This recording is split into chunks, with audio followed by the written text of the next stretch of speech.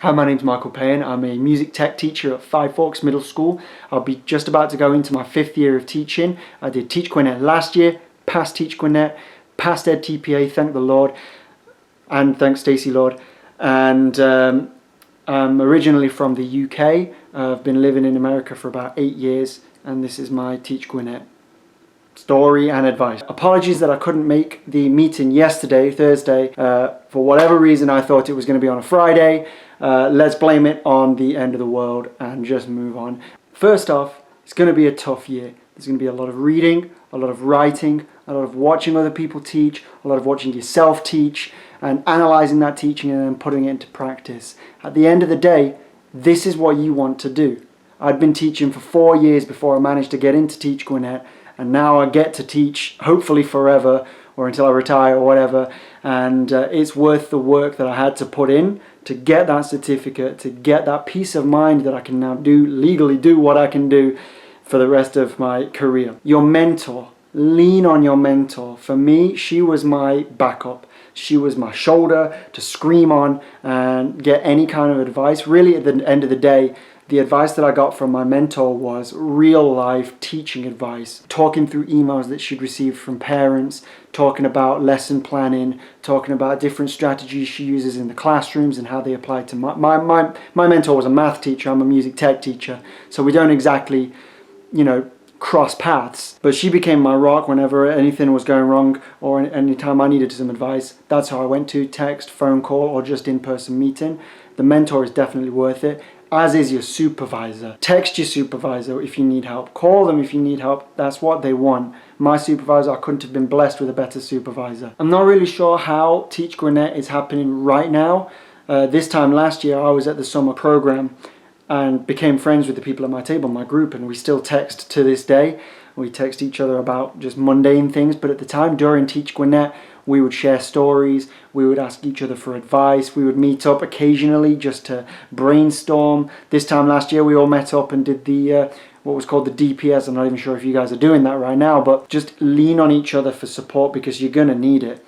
You can't do this on your own. If you've got family at home, kids, parents, wives or husbands, whatever, then lean on them. This year is really about you, okay? So any support that you need, make sure that you get it. Any time that you need, make time for it.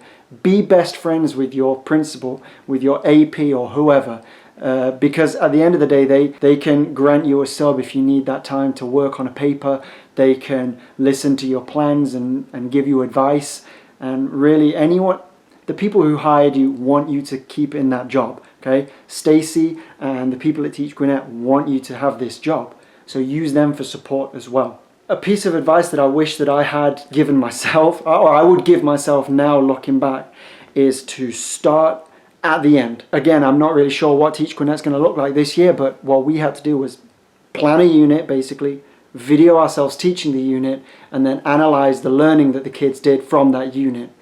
If I could go back and tell myself one thing, it would be to go to the third paper, the analyzing the student learning, and read through what Teach Gwinnett, and eventually for us it was Ed TPA, what are they looking for? What kind of evidence of student learning are they looking for in that paper? That way, if you know what you need at the end, you can plan to get it at the beginning. I know that sounds ridiculous, but for me, myself, in the first semester, I went straight to the planning. I planned a really cool unit, or what I thought was cool. I videoed it, it went great.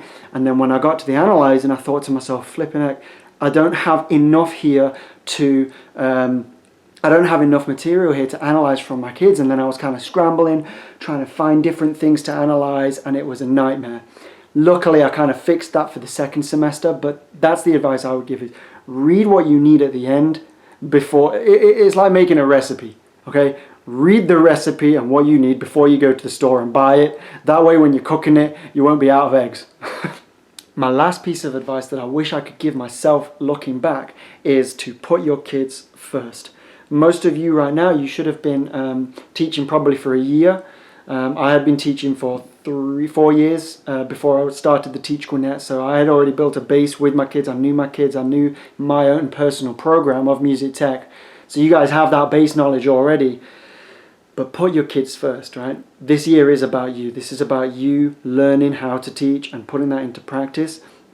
But at the end of the day, you already know how to do that. You already know how to be in a group, in a room full of kids and teach them something. Otherwise, you wouldn't have been hired and you wouldn't be in the job right now. You wouldn't have lasted your first year. I feel like at times I put too much pressure on myself for the Teach Gwinnett stuff, and I let my kids kind of fade away. There were times last year, honestly, that I was a worse teacher because I was putting emphasis in other places. If you are a good enough teacher to be in a classroom, to get kids to listen to you, to inspire them, to teach them something, to have them listen to you and take it away and remember some of it the next day, then you already know what you're doing. The paper will get written. The research will get read. You know what you're doing. Trust yourself. Trust your own teaching and let the Teach Gwinnett stuff work on it. It's going to be hard, but don't let your kids fall down the pecking order in what is important. But that's about it for my advice. Like, if you need anything else, please shoot me an email. I'm happy to answer any questions about how I managed with time, which I didn't, or how I managed the stress, which I didn't, or how I managed to stay alive, which I barely did. Just shoot me an email, ask me any questions. I'm really, really happy to answer them. Stacy and the people who work for Teach Gwinnett, they've got your back as well. They answer any emails. They're there for you during BPS meetings on Thursday nights and Saturday mornings. They help. They've always got a smile on their face. They understand that we're stressed because this stuff is difficult. We've got families at home. We've got clubs that we run at school. We've got class full of kids that we have to teach, plus all the stuff that we have to do now to get to teach next year. They understand, and honestly, I couldn't say nicer things about the people who run Teach Gwinnett. They do a great job of keeping you calm when you're drowning in Teach Gwinnett. So please shoot me an email, and honestly, the best of luck this year. You can do it. It's going to take work, but lean on each other, lean on your mentor, lean on your supervisor, find time for yourself and enjoy the time with your kids. Put them first, because if you can do that, if you can teach, you can teach. And the paper and the work will do itself. And I hope this helps. Bye. Peace.